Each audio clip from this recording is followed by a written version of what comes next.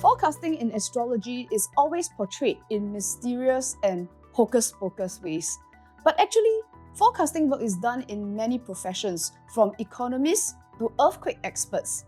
And just as disaster experts will study things like temperature, humidity, wind speeds, and so on, professional astrologers can study planetary placements for countries as well as historical cycles, so that we can use it to anticipate events that can happen in specific countries and for the development of humanity in general. Now, in my professional work, I monitor planetary placements for a long list of countries.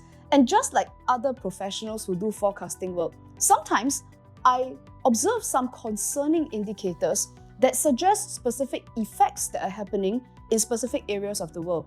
And these effects can be economic, social, political, and so on.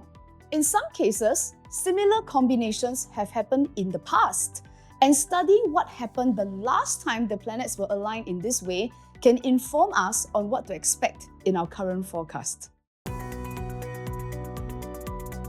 One of the major differences between the forecasting that is done by economists and astrologers is the range of the data set that we are dealing with. So while an economist or political analyst may work with data that go back 20, maybe 40 years, and there are rare occasions where they do look maybe 100 years back to the Great Depression, where major things happen.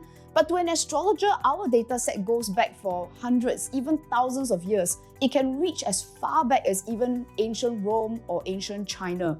Now, while most economists, political analysts, they don't really regard anything beyond recent history as being relevant to what's happening right now, but to an astrologer who observes like a large set of data, it's quite clear to us that humanity doesn't really change because there are astrological patterns that repeat themselves time and time again over the years. So to an astrologer, just because something hasn't happened in the last 100 years doesn't mean it is unprecedented, and it doesn't mean that it has not happened in history before. It just means that the data set doesn't go back far enough. I have used this forecasting method for all my events since 2019. Now, for example, in 2019, I posted on Facebook that I thought that 2020 was going to be a terrible year. I anticipated job losses, business closures, and even a global shutdown. However, this was the exact opposite that was predicted by the economists at the time, who thought that 2020 was going to be a wonderful economic year. At the time, many people in the public thought I was fear-mongering, doomsaying. But not only did I not back down, I doubled down on the message in a live event in January 2020 titled The Dawn of the New Millennium. And of course, by now, we all know that by April of 2020, the whole world went into shutdown because of COVID. During that period, the same economists who predicted a flourishing 2020 had to revise their forecast multiple times, citing COVID as being unprecedented.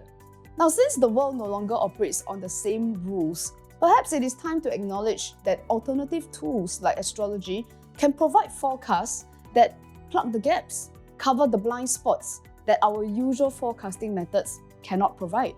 Another surreal forecast example from my webinar, Raise the Siren, from May of 2022, is just starting to come true very recently.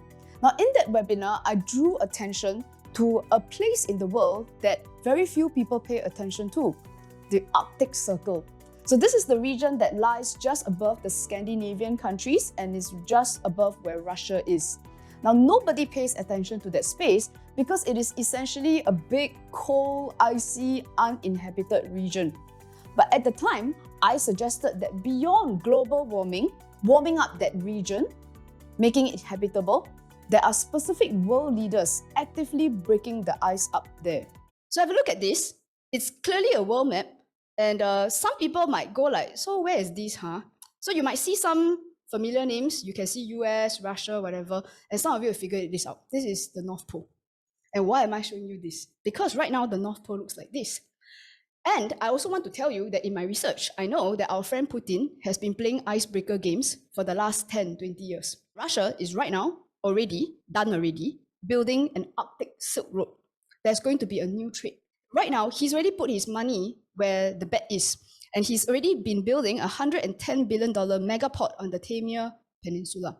So it's done. He's building it already.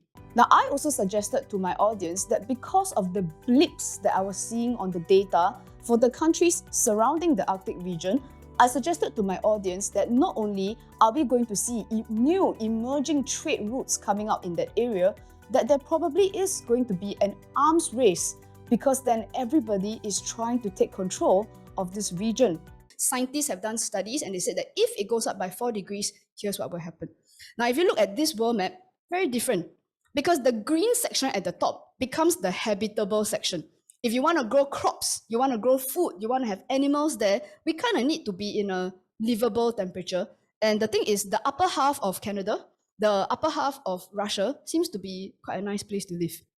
Now, very recently, in President Donald Trump's inauguration, he mooted the idea of Canada becoming the USA's 51st state. And he also showed aggressive interest in taking over Greenland from Denmark. And even up till now, many people are still confused as to why Donald Trump is showing such aggressive interest in Canada and Greenland. But for me, it is just surreal watching my 2022 prediction come true in real life, just like clockwork. So for us, the big question now here is, what is Donald Trump trying to achieve in the region? And also, what do my calculations reveal for the Arctic Circle from here onwards? Quite often, most forecasters really only cover events that are happening right now, or at most present their thoughts on what's going to happen in the next quarter or so, which usually means that most forecasters don't commit to anything beyond the present and in the immediate future. Now, to me, that is not a useful forecast. There is no point forecasting tariffs after they already happened. And when you only look at the next 6 months or so, in fact, everything is already a done deal and there's not much you can do about it. So which means people like you and me, business owners and professionals, don't have enough runway to make different choices or to have information that will produce different outcomes for us. It is no secret that the world is undergoing a major shift. I'm choosing to do my event in June of 2025 because I anticipate some events happening in the second half of 2025. But I also want to alert you to my observations for 2026 and 2027, which I reckon you will want to prepare for in advance. So join me on the 21st of June at the RELC Auditorium from 2 to 6 p.m. for my 13th forecast event, The Great Reorder. Click on the link to secure your seats now.